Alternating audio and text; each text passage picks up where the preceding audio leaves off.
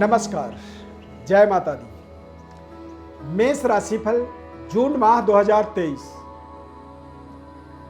पूरे जून के महीने का संपूर्ण राशिफल आपको आपके जन्म राशि के आधार पर बताएंगे। जून के महीने में मेष राशि वाले जातकों के लिए एक तरह से देखा जाए तो बहुत ही शानदार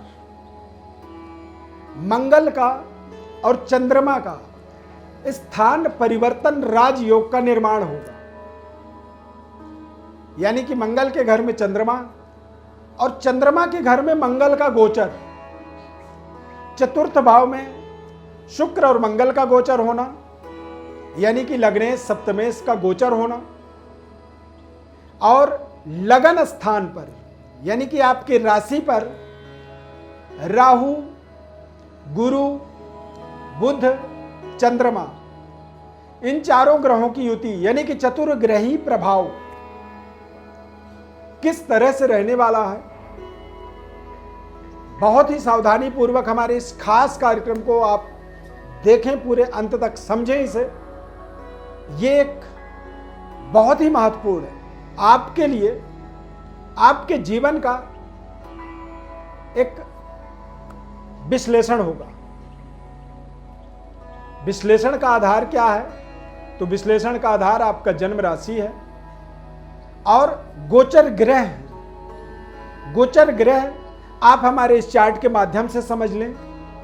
अपने जन्म राशि को आप स्वयं समझते हैं, तो मेष राशि का इस चार्ट गोचर ग्रह की अवस्था को आज हम पूरी तरह से समझेंगे और इसके क्या क्या प्रभाव हमारे जीवन में पड़ने वाले हैं।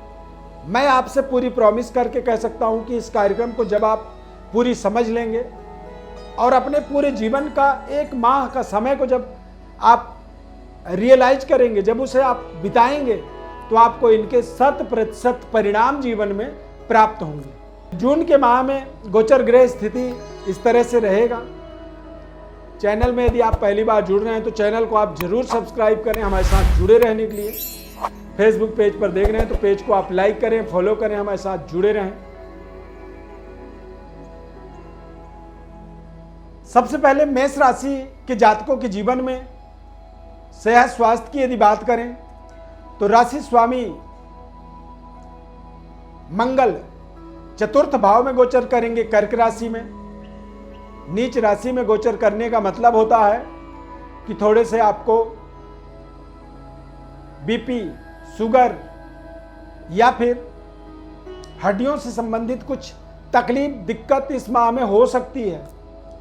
अचानक आपका शुगर लेवल फ्लक्चुएट कर सकता है।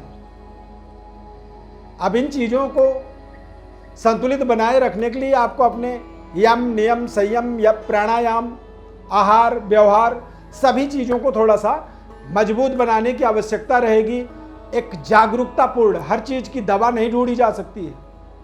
कुछ ऐसी बीमारी होती है जैसे शुगर है, शुगर की दुनिया में कोई ऐसी इलाज ही नहीं है जो उसका पूरी तरह से खात्मा कर दे।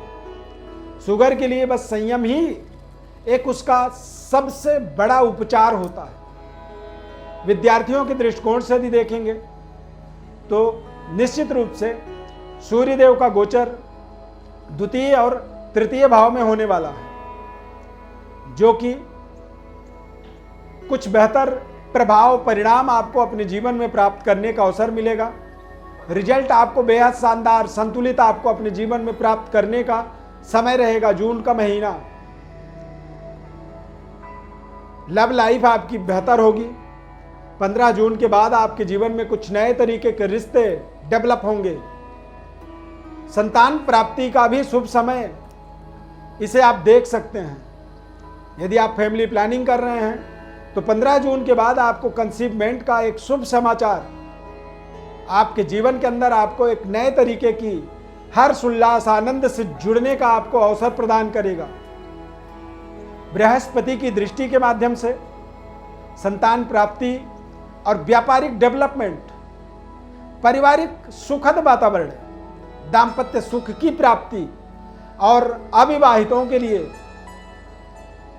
निश्चित रूप से मंगल और शुक्र का प्रभाव जो है आपके चतुर्थ भाव में रहने के कारण से ये कुछ आपके जीवन में नए तरीके के रिश्तों का, नए तरीके के व्यापारिक व्यवस्था का आविष्कार करने में समर्थवान रहेंगे। तो अपने परिवर्तन को, अपने बदलाव को आपको फेस करना होगा।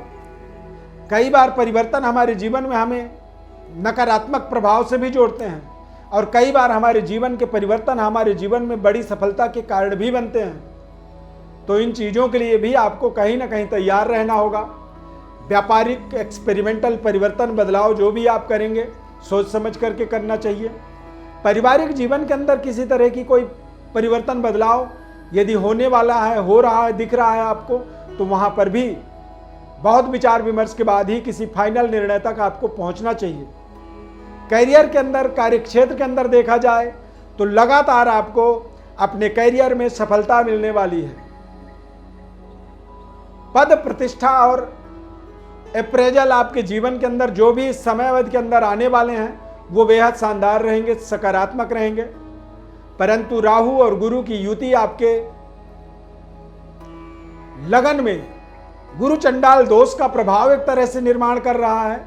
तो ऐसी परिस्थिति में आपको अपने सिद्धांत, अपने नियम, अपने आदर्शों का पूर्णतया पालन करना होगा। कई बार हमारे जीवन में जब हमें असफलता मिलती है तो हम अपने तमाम बड़े बड़े आदर्शों को भी हम बदलने की कोशिश करते हैं, क्योंकि हमें लगता है कि शायद हमारी ये आदर्शता या हमारे ये सिद्धांत ही हमें नुकसान दे रहे हैं। परंतु आदर्शता, अपने आदर्श को, अपने सिद्धांत को, अपने विचारधारा को बदलने के बजाय परिस्थितियों को बदलने की कोशिश करें। आप अपने अंदर, स्वयं के अंदर ही आपको अपनी कमियों को देखने की आवश्यकता है।